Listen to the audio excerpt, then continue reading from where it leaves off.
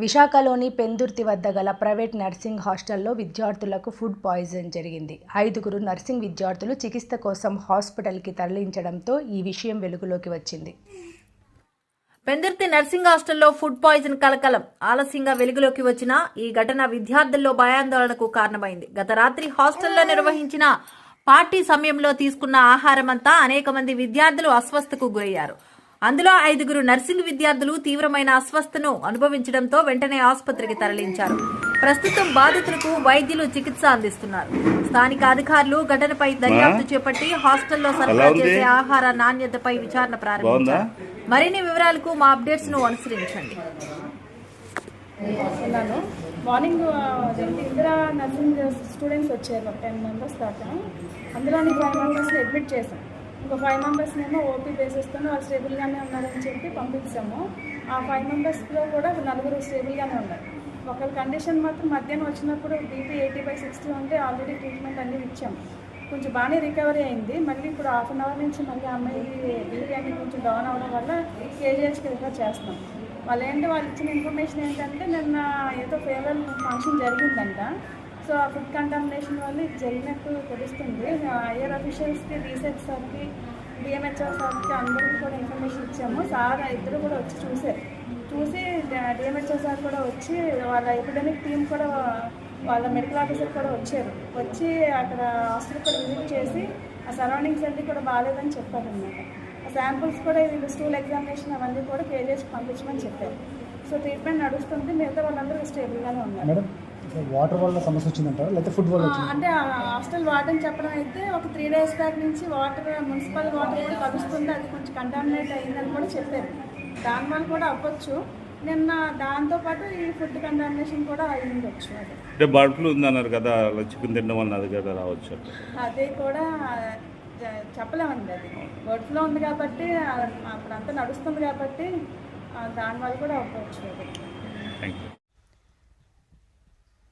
YCP ప్రభుత్వం రైతు పక్షపాత ప్రభుత్వం. రైతులకు నష్టం కలిగితే వాళ్ళని ఆదుకోవాలని తాపత్రయపడిన ప్రభుత్వం. వ్యవసాయ దండగా కాకూడదని తపన పడిన ప్రభుత్వం వైసీపీ అని మాజీ మంత్రి అంబటి రాంబాబు అన్నారు.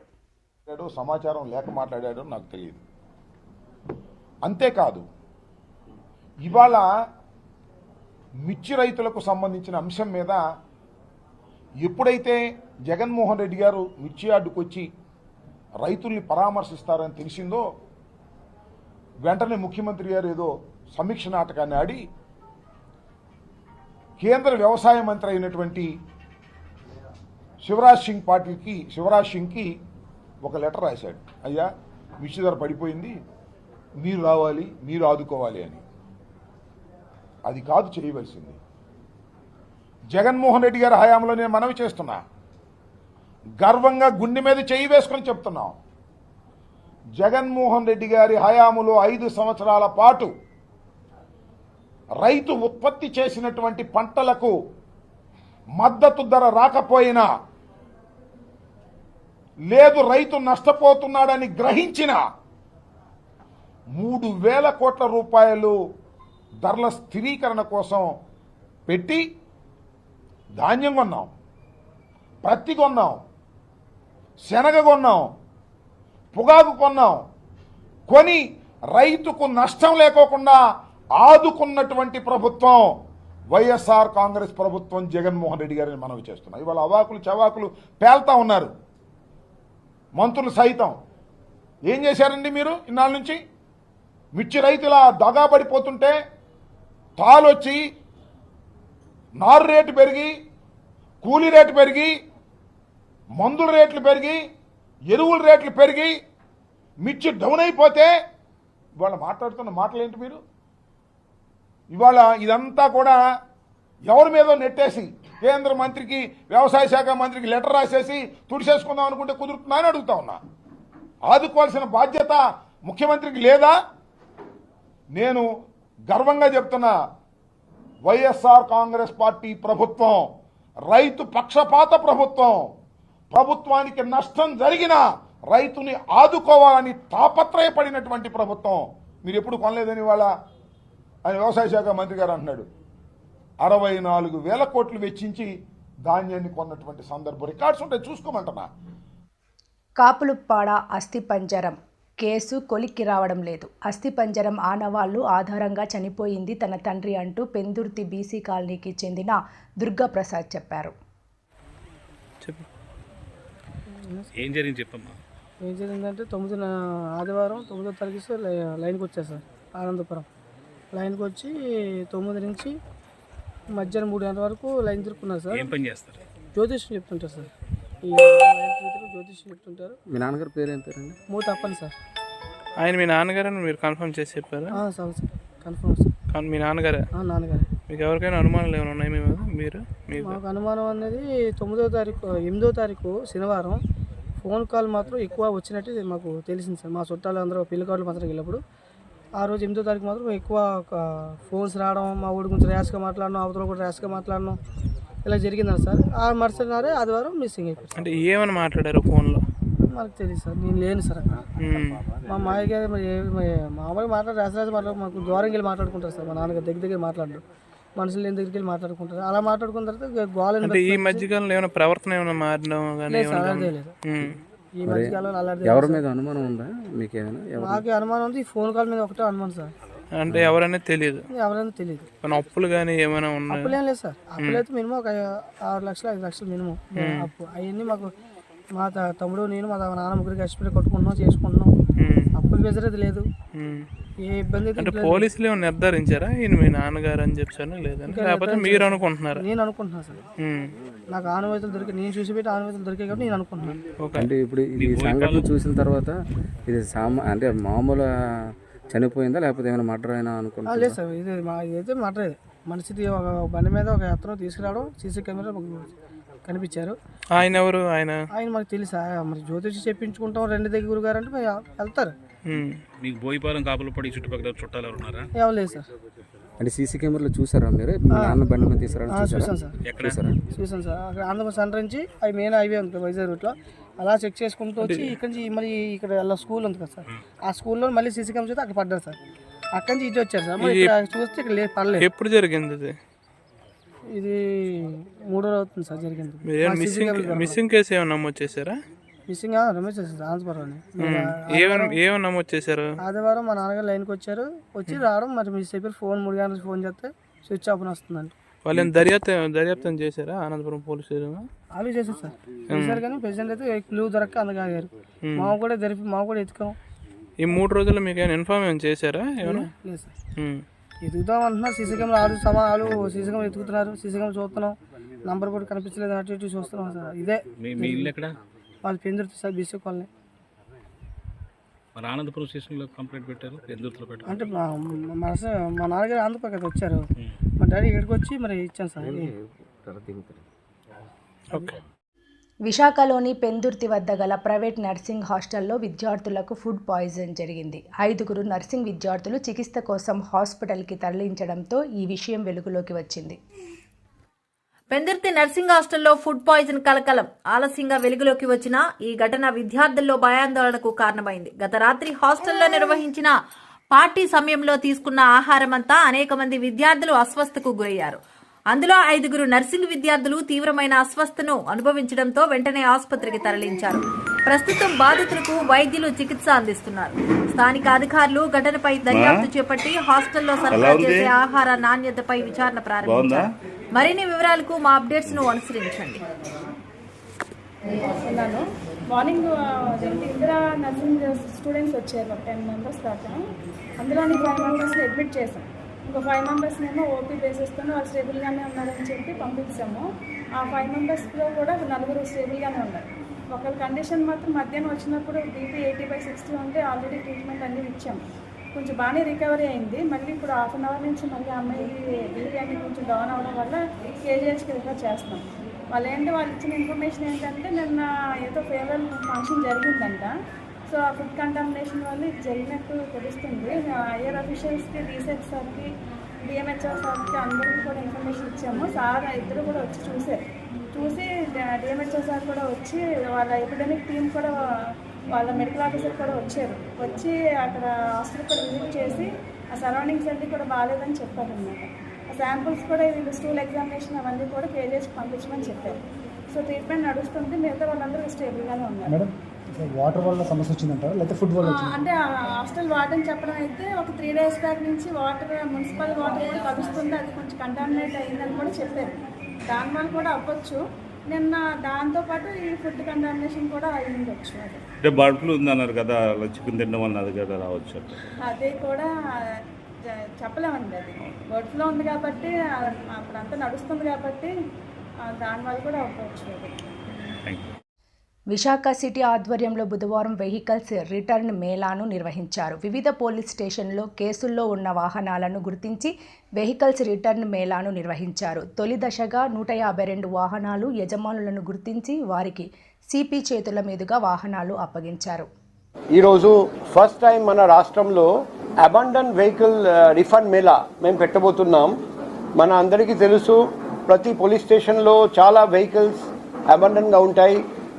మన ఊళ్ళో వీధిలో చాలా వెహికల్స్ అబాండన్గా ఉంటాయి. పిఎం పాలెంలో మనం ఒక డంపింగ్ యార్డ్ పెట్టాము, అక్కడ కూడా వెహికల్స్ అబాండన్గా ఉంటాయి. సంవత్సరం తరబడి అలా పెడితే వెహికల్స్ పాడైపోతాయి, పనికిరావు ఆ వెహికల్స్. తర్వాత ఆ స్టేషన్ ప్రిమైసెస్లో అలా వెహికల్ పెడితే మొత్తం పరిశుభ్రత పోతుంది. చాలా సంవత్సరం నుండి ఈ ప్రాబ్లం మనం ఫేస్ చేస్తున్నాం. సో మొట్టమొదటిసారిగా ఒక ఎక్సర్సైజ్ చేసాము. ఫస్ట్ మనం ఎన్ని వెహికల్స్ ఉన్నాయి అటువంటి వెహికల్స్ గుర్తిస్తే టోటల్ 869 అబాండన్ వెహికల్స్ మనకు దొరికాయి. అందులో కేస్ ప్రాపర్టీ 114 ఉంటే మిగిలిన వెహికల్స్ చూస్తే 272 వెహికల్ ఓనర్స్ ట్రేస్ చేయడం జరిగింది. అందులో కొన్ని కేసులో ఇంకా పిటిషన్స్ ఫైల్ చేయాలి ఆప్షన్ కోసం 38, 2 కేసులో ఆర్డర్ కోర్టు నుండి రాలేదు. 401 కేసులో పిటిషన్ ఫైల్ చేసి తర్వాత ఆర్డర్ సాధించాము ఇన్ 399 కేసెస్. సో ఈరోజు 152 వెహికల్స్ మేము వెహికల్ రిఫండ్ మేళా ద్వారా ఓనర్స్కి హ్యాండ్ ఓవర్ చేస్తున్నాం. దీనికి పకడ్బందీగా ప్రణాళిక ప్రకారం మేము ప్రొసీడ్యూర్ ఫాలో చేసి ఇవ్వడం జరుగుతుంది. ఇది ఫస్ట్ మొదటి విడత. రెండో విడత కూడా ఉంటుంది. అందులో మిగిలిన వెహికల్స్ కూడా ఓనర్స్ని ఐడెంటిఫై చేసి రిటర్న్ చేస్తాం. దీనివల్ల మన పోలీస్ స్టేషన్ పరిసర ప్రాంతము పరిశుభ్రంగా మనం ఉంచగలుగుతాం. వెహికల్ పాడ అవనీయకుండా చూడగలుగుతాం. వెహికల్ ఓనర్స్ కూడా సొంత వెహికల్ వాళ్ళకు రిటర్న్ చేయడం జరుగుతుంది. దానివల్ల వాళ్ళు హ్యాపీ ఫీల్ అవుతారు. మన పబ్లిక్ ప్రాపర్టీ, ప్రైవేట్ ప్రాపర్టీ ఎంతో నష్టం అయిపోతుంది. వర్షంలో తడిసి ఎండలో అది కూడా మనం ప్రివెంట్ చేయగలుగుతాం. సో ఇది ఒక మంచి పరిణామం. ఇది మొదటిసారి ఇటువంటి ప్రోగ్రాం పెట్టడం జరిగింది. భవిష్యత్తులో ఇటువంటి ప్రోగ్రామ్స్ పెట్టి 100% అబాండన్ వెహికల్స్ ఓనర్స్కి రిటర్న్ ఇప్పించడానికి మేము ఏర్పాటు చేస్తాం. హిందూ ధర్మం సనాతన ధర్మం. మానవ సేవే మాధవ సేవ. సాటి మనుషులకు సమాజానికి సేవ చేస్తే ఆ దేవుడికి సేవ చేసినట్టేనని హిందూ ధర్మం చెబుతోందన్నారు మంత్రి నారా లోకేష్. తిరుపతిలో జరిగిన అంతర్జాతీయ దేవాలయాల కన్వెన్షన్ మరియు ఎక్స్పో ముగింపు కార్యక్రమంలో పాల్గొన్న మంత్రి Lokesh. Under the visionary leadership of our Honorable Chief Minister, Mr. Chandrababu Naidu ji, Andhra Pradesh has undertaken several initiatives to enhance temple administration and improve the welfare of temple staff and devotees. We have increased the Archaka's remuneration from 10,000 rupees to 15,000 rupees per month, and this was a cornerstone promise that I made during my Padayatra that I had undertaken. We have enhanced aid under the Dhupa Deepa Naivedya scheme from 5,000 rupees to 10,000 rupees per month for temples with limited income. We are forming the Vaidika committees to uphold Vedic traditions in major temples also. Restoration and preservation committees for historical temple structures is also being created. Financial aid of 3,000 rupees per month for unemployed Vedic scholars is also going to be implemented soon. And we are also going to bring amendments to the Endowment Act to include representation from Brahmin and Nayab Brahmin communities in the temple trust board. Strengthening the Dharmika Parishad to take stringent measures for the protection of temple assets is going to be also critical, and this is something that our state truly believes in. We have already sanctioned close to 150 crore rupees for the development and renovation of 73 temples over the last 7 months. Implementation of mechanized sanitation methods for cleanliness and hygiene has also been implemented in our temples, and I'm sure all of you have experienced this when you visited Lord Balaji. We have also implemented an IVRS feedback mechanism where we're reaching out to the devotees who went to different temples to get real-time feedback from them and work on correcting various key initiatives and methods in our temples. We believe that technology will play a very, very important role going forward. We believe that fusion of technology with the spirituality is going to be very, very critical. To my friends coming from different parts of the nation, what I just said is that there is transformation in technology. We live in an era where people talk about Spider-Man, Superman, Avengers, but we also have our own Samskruti that we need to save, and that is going to be very, very important. ITCX 2025 is a global congregation that aims to economically and socially empower temples. I believe this is just the beginning. You know, leaders like us, we are traveling all the way to Switzerland, to a small city called Davos, to exchange ideas across education, healthcare, governance. And I believe time has now come that all of us together hold world-class conventions like that to bring together thought leadership, to exchange ideas, to exchange best practices. Here as state of Andhra Pradesh, we don't believe we are doing everything perfect. We truly believe Jagan కి సరైన మందులివ్వండి, భారతీకి మంత్రి సంచారాన్ని సలహా ఇచ్చారు. ఈ మేరకు ఆమె మీడియాతో మాట్లాడుతూ జగన్ కి మానసిక ఆరోగ్య పరిస్థితి బాగాలేదు అని అన్నారు. జగన్మోహన్ రెడ్డి వంశీ గారు ఉన్న జైలుకి వెళ్లి పరామర్శ చేశారట. అంటే ఒక దొంగ ఇంకో దొంగను పరామర్శ చేయడం చాలా వింతగా విడ్డూరంగా ఉంది. ఎందుకంటే ఇంతకు పూర్వం కక్ష సాధింపు చర్యలతో ఎవరినైనా అరెస్ట్ చేస్తే వాళ్ళని ఎవరైనా పరామర్శించడానికి వెళ్లాలి అంటే ముందుగానే హౌస్ అరెస్టులు, ముందుగానే ఎవరిని బయటకు రానివ్వకుండా చేసే పద్ధతి ఉండేది. కానీ ఈరోజు ప్రజాస్వామ్య పద్ధతిలో ఒక మాజీ ముఖ్యమంత్రి, ప్రజెంట్ పులివెందుల ఎమ్మెల్యే ఒక దొంగని, ఒక కిడ్నాపర్ని పరామర్శించడానికి వెళ్ళాడు. ఆయన ఎవ్వరూ అడ్డలేదు. అక్కడికి వెళ్లిన తర్వాత ఆయన ఏదేదో మాట్లాడేస్తున్నాడు ఇష్టం వచ్చినట్టుగా. ఆ వంశీ గారు కూడా లోపల ఎలా ఉంటుందంటే నాకు మాంసం ఇవ్వలేదు, కాంసం ఇవ్వలేదు, బిర్యానీ పెట్టలేదు అని మాట్లాడుతున్నాడు ఆయన. అంటే జైల్లో ఎలా ఉంటుందన్నది ఇప్పుడు తెలుసుకో బాబు, జైలు ఎలా ఉంటుందన్నది. ఎందుకంటే మీ నాయకుడు మాట్లాడుతున్నాడు కదా, మీరు చాలా అందంగా ఉంటారని జైల్లో పెట్టించారట. అంటే అసలు ఏంటి ఈ మాటలకు సంబంధం ఏంటో నాకు అర్థం ఉండదు. జగన్మోహన్ రెడ్డి మాట్లాడడం వంశీయును నాని, కొడాలి నాని ఇద్దరు అందంగా ఉంటారట. అందుకు చంద్రబాబు నాయుడు గారు, లోకేష్ బాబు గారు తట్టుకోలేక వాళ్ళు అరెస్ట్ చేయిస్తున్నారట. అందుకే చెప్తున్నాను మందులు సరిగా వాడండి అని. ఎప్పటి నుంచో చెప్తున్నాను నేను, డబ్బులు లేకపోతే సీఎం రిలీఫ్ ఫండ్ ఇప్పిస్తాను అని. అమ్మ భారతమ్మ మందులు డోసు పెంచి అమ్మాయికి మందులు సరిగా పనిచేయడం లేదు. అందంగా ఉంటే అరెస్ట్ చేయడం ఏంటమ్మా, నాకు అర్థం అవడం లేదు. కొడాలి నాని గారు, వంశీ గారు అందంగా ఉన్నారని అరెస్ట్ చేయిస్తున్నారా? అందుకే మందులు సరిగా పనిచేయడం లేదు. ఎందుకంటే మతి స్థిమితం లేని వాళ్ళు వచ్చి మాట్లాడితే ఇలాగే ఉంటుంది. పైపెచ్చు ఇంకొక పదం కూడా ఆయన వాడారు. పోలీసులకి పాపం ఆ పదం కూడా మాట్లాడడానికి నాకే అసహ్యం వస్తుంది. బట్టలు కూడా తీసి కొడతాను. ఏంటి మాటలు అంటే, మిమ్మల్ని ఆల్రెడీ ఆంధ్రులు 5 కోట్ల మంది ఆంధ్రులు 11 సీట్లు ఇచ్చి ఒక మూల పారేశారు. మీకు ఏ మూడ తీసి పక్కన పెట్టారో మీకు తెలుసు. ఈరోజు 11 రెడ్డి అయ్యారు మీరు, రేపు 0 రెడ్డి అయిపోతారు. అర్థం అవడం లేదు. 150 సీట్లు వచ్చినటువంటి 151 సీట్లు వచ్చిన రెడ్డిని నేను అని పలికిన మీకు 151 నుంచి 11 రెడ్డి అయ్యారు. 0 రెడ్డి అయిపోతారు. అసెంబ్లీకి కూడా మీరు రాలేక సిగ్గుపడుతూ, ఎందుకంటే గత టైంలోని మీరు ఎక్కడ ఒక్కటి కూడా ప్రజల తాలూకు కష్టకాలు మాట్లాడిన దాఖలాలు లేవు. ఎప్పుడు బూతులు మాట్లాడడానికి అసెంబ్లీ సమావేశాల్ని వేదికగా ఎంచుకున్నారు మీరు. ఈరోజు ప్రజా సమస్యలు మాట్లాడతాం. మా చంద్రబాబు నాయుడు గారు ప్రజా సమస్యల గురించి మాట్లాడతారు, ప్రజా సమస్యలు చర్చిస్తారు. మీకు ధైర్యం ఉంటే రండి, వచ్చి కూర్చోండి. అంతేగాని నాకు ప్రతిపక్ష హోదా ఇస్తే వస్తారు.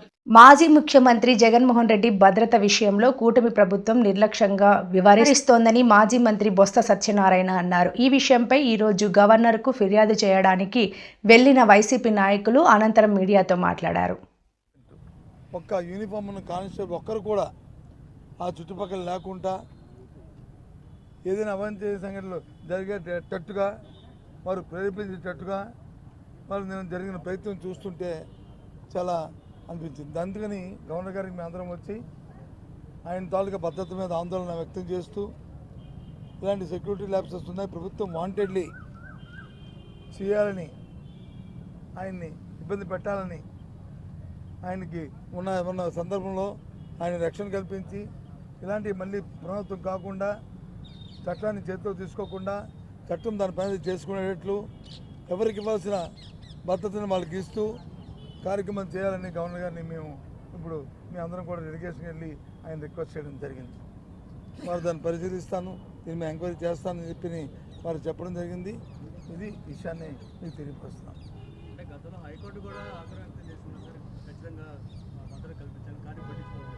అదే ఇది ఎవరో వ్యక్తిగతంగా ఇచ్చింది కాదు. మాజీ ముఖ్యమంత్రిగా ఆయనకి అది వర్చువల్గా ఆయనకి ఆటోమేటిక్గా అది వస్తుంది. జెడ్+2ది మాజీ ముఖ్యమంత్రి గారికి ఆటోమేటిక్గా వస్తుంది. దాన్ని కూడా నిన్నటి రోజు విత్డ్రా చేయమంటే అసలు అర్థం అవ్వట్లేదు మాకు. ఎప్పుడు కూడా చూడలేదు ఈ వ్యవస్థలో. ఇంతకుముందు కూడా మేము మాజీ ముఖ్యమంత్రిగా, ఇప్పుడున్న ముఖ్యమంత్రి గారు మాజీ ముఖ్యమంత్రి కదా, ఆయనకున్న 5 సంవత్సరాలు ఎక్కడైనా ఇలాంటి సందర్భం ఎక్కడైనా వచ్చిందా? ఎప్పుడైనా చేశామా? ఎప్పుడైనా జరిగిందా? ఏంటిది? పూర్తిగా కూడా ప్రభుత్వం ఏకపక్షంగా ఈ కార్యక్రమం చేస్తూ వారిని ఇబ్బంది పెట్టాలని, మరి భగవంతుడి గారి వెనకాతున్న లోపాగారిగా వాళ్ళ తాలూకా దురుద్దేశాలు ఏంటనేది చేస్తూ దాన్ని ముందుగా మేము ఫోర్కాస్ట్ చేసి రాబోయే కాలం లాంటి అవాంఛ ఏ విధమైన సంఘటనలు జరగకుండా పెట్టు ఆయన భద్రత మీద మేము ఆందోళన వ్యక్తపరుస్తున్నాం.